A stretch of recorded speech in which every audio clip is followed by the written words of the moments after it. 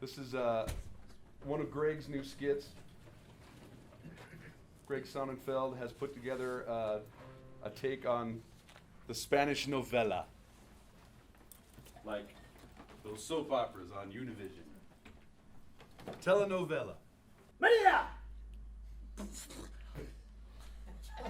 Ricardo! Found you. But how? Did you think you could run away?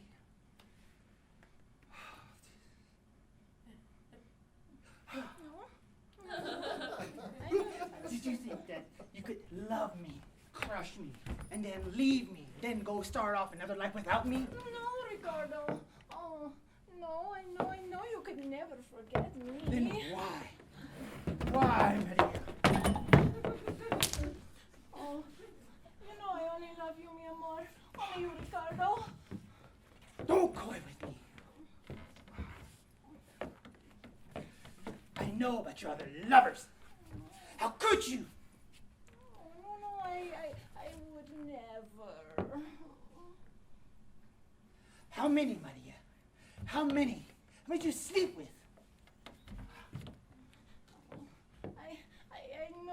I know you're angry, Ricardo, but I didn't expect this Spanish Inquisition.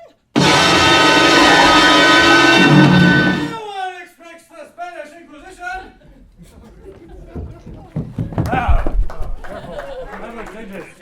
All right, we'll take it from here. Off you go. Chop, chop. Cardinal Fang, you stay. Yes, sir. Read the charges. Right away, sir. You have been charged with fornication in the first degree. Your ludicrously lavish display of lusty Latina love has lured a lodged of luring love's longing in lip languish. Your liberal lies have looted the locksmiths, lapidars, luthiers, laundresses, librarians, lyricists, laymen, lacemakers, etc., of their livelihood, leaving them with lingering leprosy. Further, your lacering of livestock leaves a looming lordship, lecturing on the lengthy lampooning of their lambs.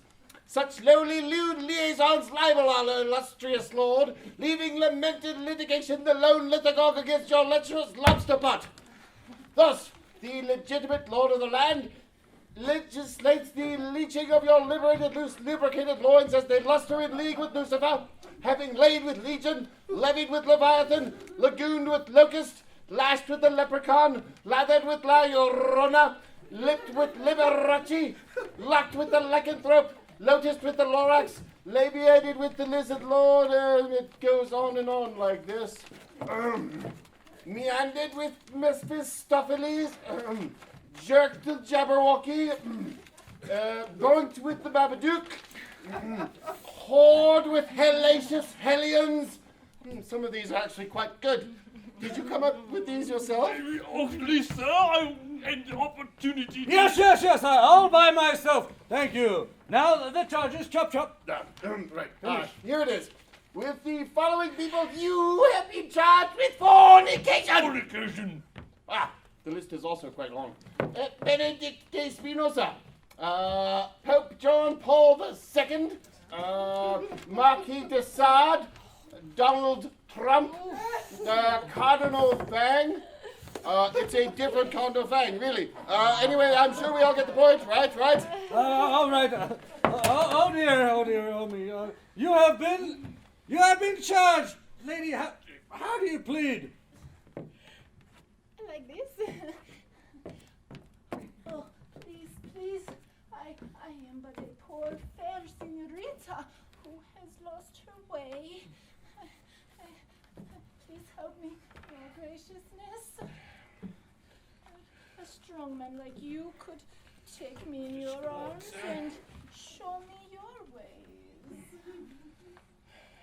All right, no. I mean, how do you plead? As in guilty or innocent? Oh, you gracious Cardinal. I have sinned. Oh, I am so ashamed. I must be punished. Yes, please. Very well then. She's confessed. Take her, Biggles. Right here, sir. Yes, where else? What? No, not like that. I'm sorry, sir. She bewitched me. Oh dear. Well, I think some time on the rack will cure you of your witchery. Oh, no. Wait, what is that? The rack is such a cruel torture device that has never been devised. You are taken to the monastery, tied down on a table, your arms and legs pulled and stretched until you cry in anguish, renouncing your devilish sins. Oh, no. Poor little me. Tied up and strewn across the table for complete submission for the 3 brutish men with arms and legs spread. Chihuahua! That's the one. Pull lead. On second thought, let's not use the rack. Instead, perhaps some time in a pillory will cure you of your affliction. Oh, what's that? Ah, such a humiliating experience has humbled the worst lechers in our holy Roman Empire. You are taken to the center of the monastery, stripped naked, bent over, and your hands and head are locked between boards where you're repeatedly flogged, jeered, and otherwise humiliated for all the church and its patrons to see. Really? You know, actually, taking her to the monastery sounds like a terrible idea. Maybe we should just punish her here. I think a simple whipping will suffice. Oh, yes. Whip me. Oh, I deserve to be whipped. Yes, come and whip me. Well, let's not actually. You know, I'm just going to let you off with a verbal warning. And, just please don't. Oh, yes, a vicious tongue lashing. Oh, yes, I deserve it. No, this is it. I can't take it anymore. Yes. That's it. Let's go, Biggles. Oh dear, I'm going to resign. I'm sure you can. Yes, no, it's done. I'm going to become a sheep herder. A nice pasture of sheep.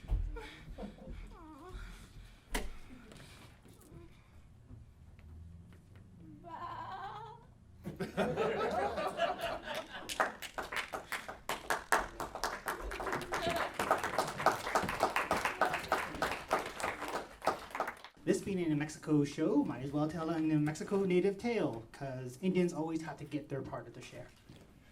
So, everyone talks about home, everyone has these things about, because right now there's Indian markets, so like people are going crazy for everything native. And they always say, oh, yeah, I love the way you guys talk. You guys sound like you're singing all the time. It makes me think, if that were true, I will be going home, and if you heard Navajo sing, my mother will be coming to me. She's like, she yas ha ya yat et ishbana nachati. I'll be like, yeah. Then my dad, he's from a different type of Navajo. He's from the NAC, Native American Church Navajo, and they sing a bit different. He's more like, and I'm like, hey, yeah.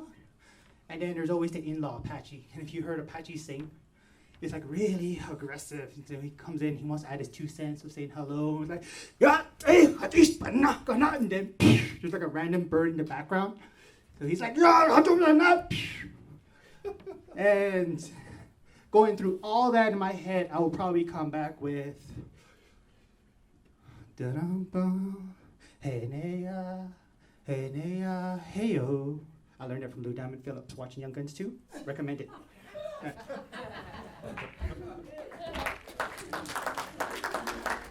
Thank you, Sylvan. 3-headed amigo.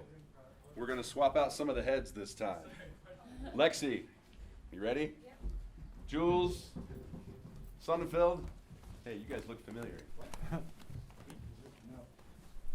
All right, once again, we're going to need the most outlandish question possible. A question that only the 3-headed amigo possibly know the answer to. The size. That's pretty good. Read again? Nope, does size matter?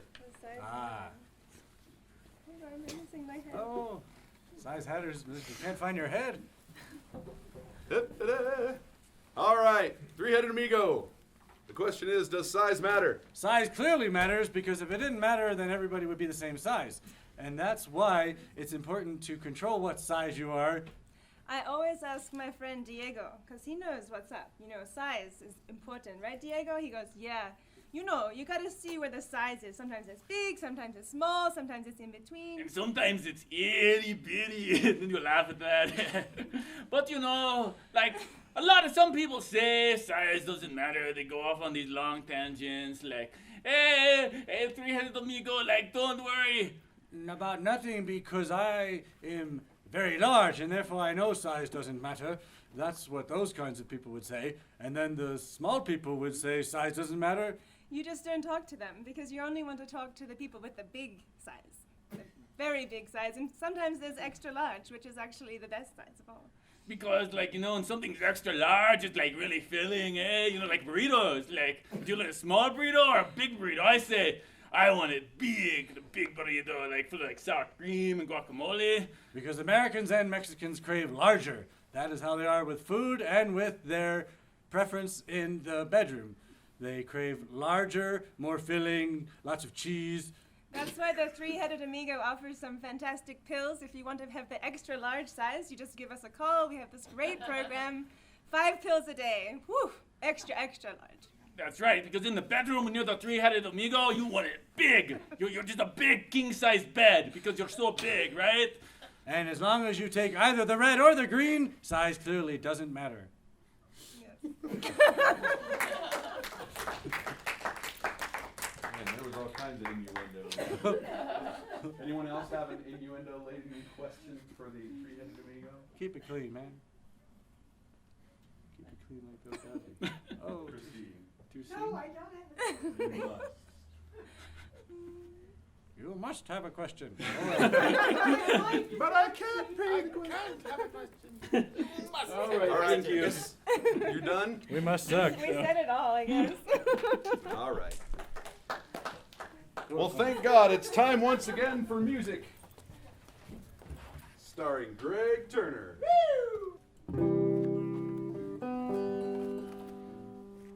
In the theme of tonight, let's say this is an alien abduction song. Right around Penasco. I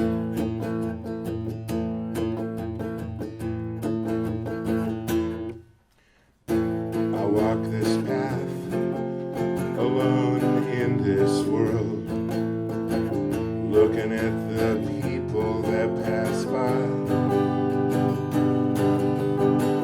But they all look back at me, can't understand my agony. A hollow soul full of tears that have run dry.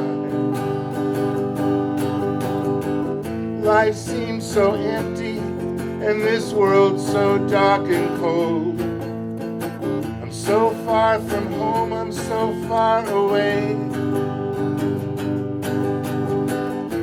I live my life, but it don't seem very right. And nothing's the same since they came and took you away.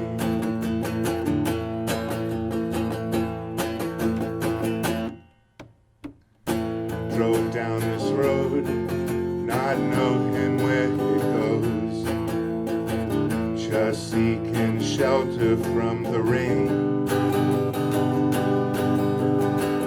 But the black of night descending from the sky strangled my mind, and it washed away my pain. I found a place where I felt safe, a little house where a black dog used to stay, curled up inside, nowhere to hide, a chewed up bone and an old sock by my side.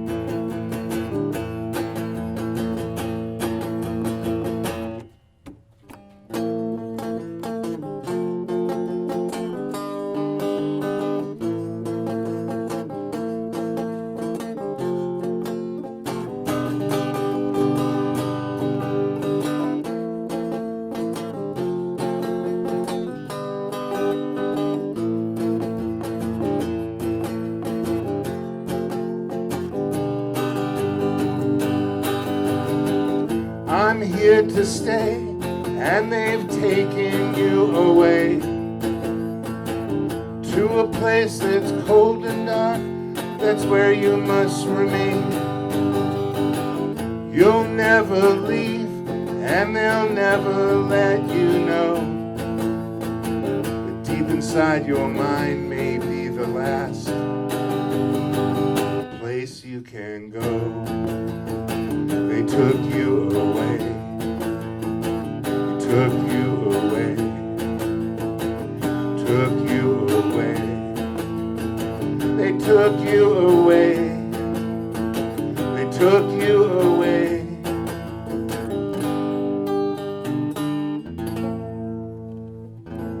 Thank you. Great Turner.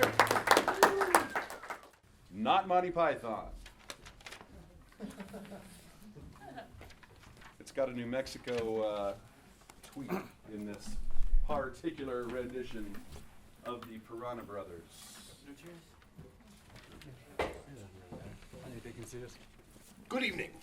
On Ethel the Frog tonight, we look at violence. The violence of New Mexico gangland. Last Tuesday, a reign of terror was ended when the notorious Piranha Brothers, Gerald Peters and Bill Richardson, after one of the most extraordinary trials in New Mexico legal history, were sentenced to 400 years imprisonment for crimes of violence. We examined the rise to power of the Piranhas and the methods they used to subjugate rival gangs. Gerald Peters and Bill Richardson Piranha were born on probation in a small house in Canyon Road, Santa Fe, the eldest sons in a family of 16. Their father, Arthur Peters E. Richardson Piranha, a scrap metal dealer and TV quizmaster, was well known to the police and a devout Catholic. In 1928, he married Kitty Peters, an up-and-coming East End boxer. Gerald Peters was born February 20, 1929, and Bill Richardson 2 weeks later, and again a week after that.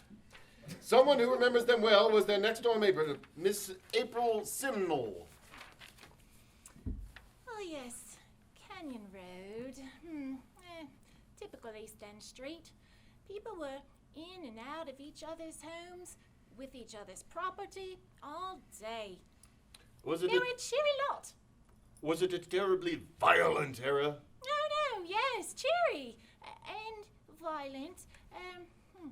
I remember Bill Richardson was very keen on boxing, but when he learned to walk, he took up putting the boot to the groin. Oh, he was very interested in that. His poor mum, she had a terrible time getting him to come in for tea. Putting his little boot up he'd be. Well, all the kids were like that then. They didn't have their heads stuffed with this Cartesian dualism. At the age of 15, Gerald Peters and Bill Richardson started attending the Desert Academy Pythagoras Primary School in Santa Fe. When the Piranhas left school, they were called up but found by an Army board to be too unstable even for national service. Denied the opportunity to use their talents in the service of their country, they began to operate what they called the Operation. They would select a victim and then threaten to beat him up if he paid them the so-called protection money. 4 months later, they started another operation, which they called the Other Operation. In this racket, they selected another victim and threatened not to beat him up if he didn't pay them.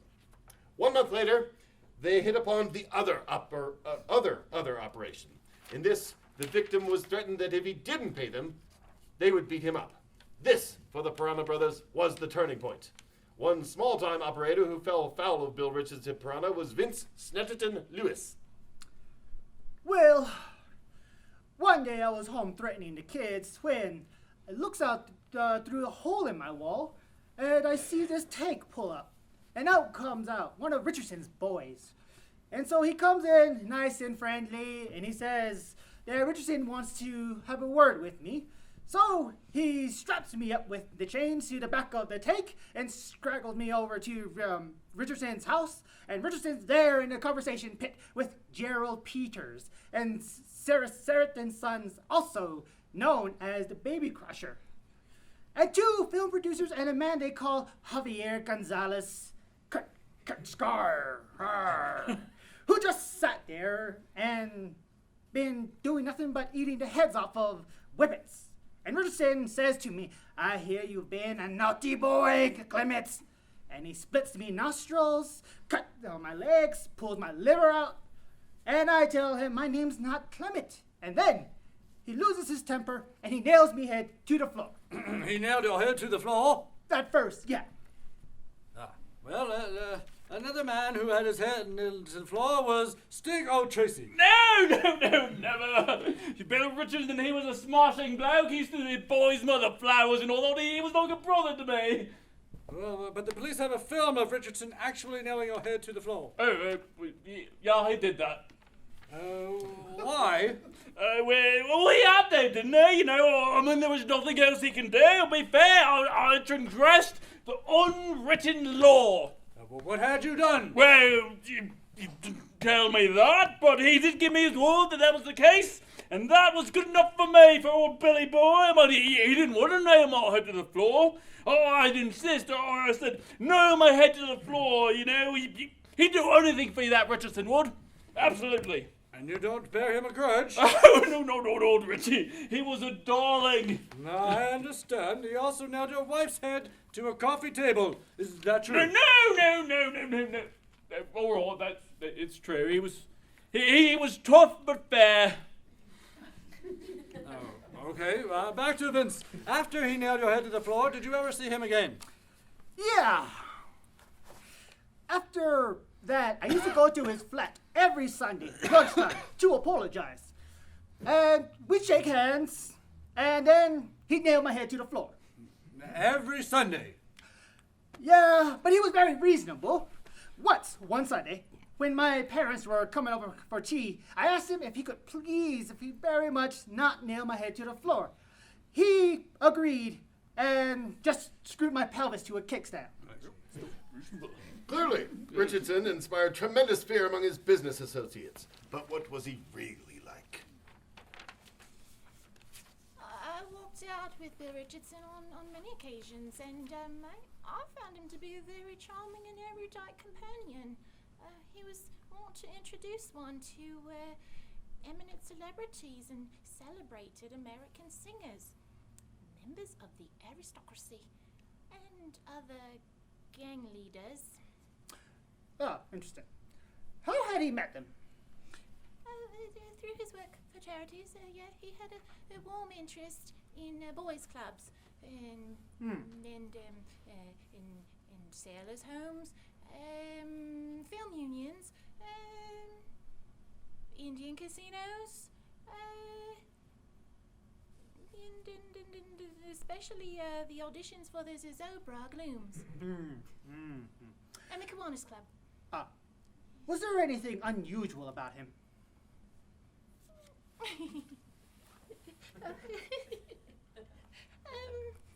Oh, I should say not. Okay.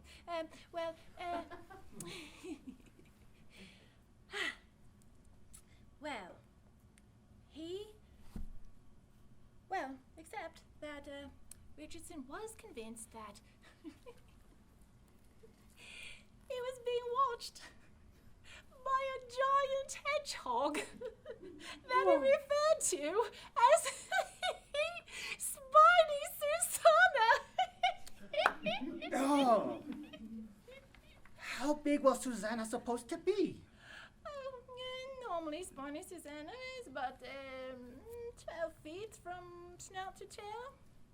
But when Richardson was depressed, Susanna could be anywhere upwards of 800 yards. Yes.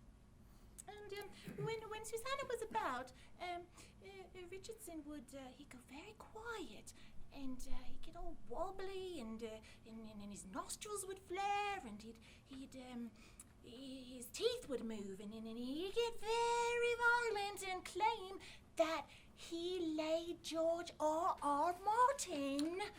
Oh. Didn't it worry you that he, for example, stitched people's legs together? Well, it's better than bottling it up, isn't it?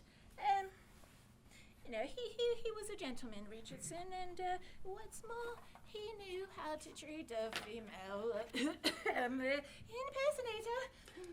Most of the strange tales concern Richardson, but what about Gerald Peters? One man who met him was Luigi Vercotti.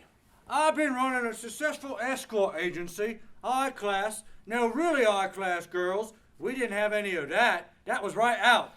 And I decided... Ring! Oh, excuse me. Hello? No, not now. Stump, right? Yes? Yeah. We'll have the watch ready for you at midnight. The watch. The Chinese watch. Yes.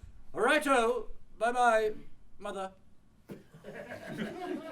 Anyway, I decided to open a high-class nightclub for the gentry at Biggleswade with international cuisine and cooking and top-line acts, not a cheap clip joint like what's that one called, Skylight, for just picking up tots. No, that was right out. I deny that completely. And so one evening, in walks Bill Richardson with a couple other big lads, one of whom was carrying a tactile nuclear missile. They said I had bought one of their fruit machines and would I pay for it. How much did they want? Well, they wanted £750,000.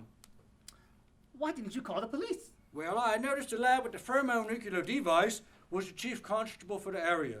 So, a week later they called again and told me the check had bounced and said I had to go see Gerald Peters. Gerald Peters? Gerald Peters. What did he do? Well, I was terrified. Everyone was terrified of Gerald Peters. I've seen grown men pull their heads off rather than go around and see Gerald Peters. Even Bill Richardson was frightened of Gerald Peters. What he did was he used sarcasm.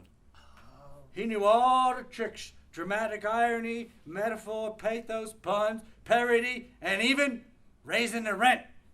And satire. Gerald Peters was vicious. By a combination of violence, rent increases, egomania, and sarcasm, the Piranha Brothers by February 2006 controlled Albuquerque and all of northern New Mexico. It was in February, though, that Richardson made a big mistake. Latterly, Richardson became increasingly worried about Susanna. He'd come to the conclusion that Susanna slept in an aeroplane hangar at New Mexico Spaceport. And so, on February 22nd, 2006, Richardson blew up the restaurant called Rio Chama. Even the police began to sit up and take notice. And this marked the end of the reign of thuggery and terror of the Piranha Brothers, Gerald Peters and Bill Richardson, the one-time iron-fisted rulers, especially of crime, gambling, and rent control of Santa Fe and northern New Mexico.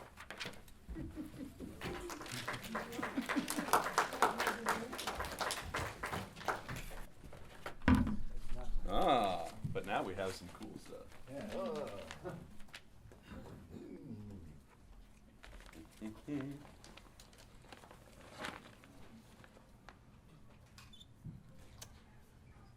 A Star Wars notebook. Star Wars! The last three numbers on your ticket are 613. That's me. Yeah. Star Wars!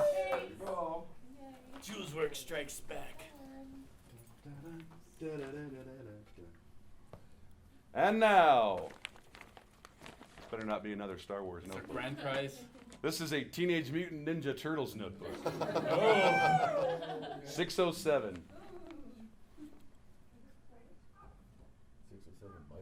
607 has left the building. Or perhaps they're getting drunk in the lot. 610. That's me. All right. Woo! Woohoo! Yeah, Larry. Oh, does someone have a white car with a Hawaii license plate? Yes. Apparently this gentleman wants to know about you moving over.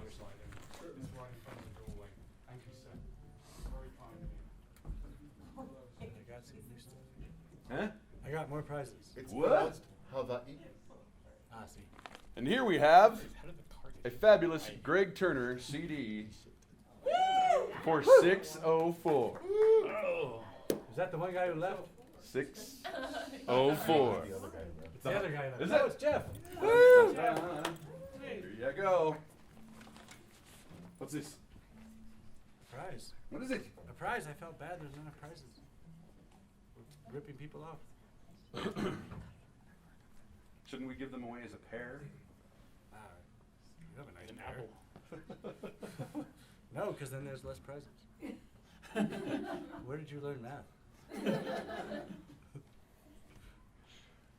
Which do you want me to do first? Oh, this is going to make someone really awkward. Let them choose. Oh, all right. You can choose a soon-to-be signed copy of Jules' book, right? That's right. You're going to sign it? Yes. Oh, yes. Or a free ticket for admission to any show at the Jean Cocteau? Any movie. Any movie. Yeah, not a special events, it says. Okay, not special events. But You can choose You can go to Julesworks with it. one or t'other. If you're 602. We're going to watch you choose. 602. No? That's that old guy. Really, too much for the Spanish Inquisition, that guy. How about 617? Yeah, 617 on an undercover There aren't that many people that left, were there? Suckers? Oh, no, that one. Oh, Joe's friends, they did leave. The ladies. Oh, the two girls, yes, the ladies. 611? Well, they had a lot of raffle tickets, apparently. Did they buy extra raffle tickets? Absolutely. They did say I love All raffles. their raffle but tickets. no We one- should have Oh, told wait. people that you could buy extra raffle Well, what's your number? Your raffle number. I don't think he. 666, baby. Yeah, he I don't think he even bought a ticket. How about 608? Man, those ladies bought a lot of tickets. Who has not yet won a prize? There you go. That hand went up first.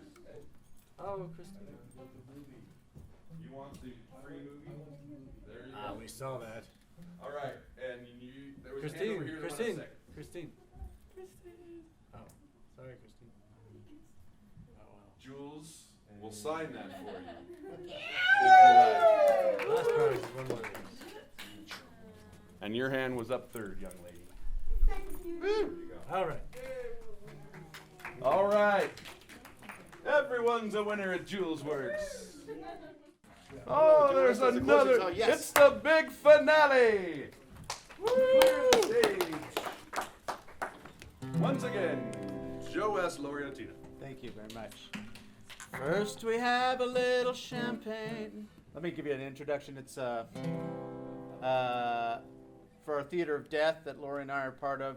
This is a part of the musical where the old couple find the dead body under the bed. They're in a hotel in Vegas, and this is part of that little musical. First, we have a little champagne, then a little caviar. Something complimentary from the man at the bar, overlooking the casino at a table for two. Oh babe, we're gonna party tonight like it's 1952. It's a night on the town, it's a night on the town, it's a golden anniversary and a night on the town. Do you remember Paris and a night on the train, our trip to Monte Carlo and making love in the rain?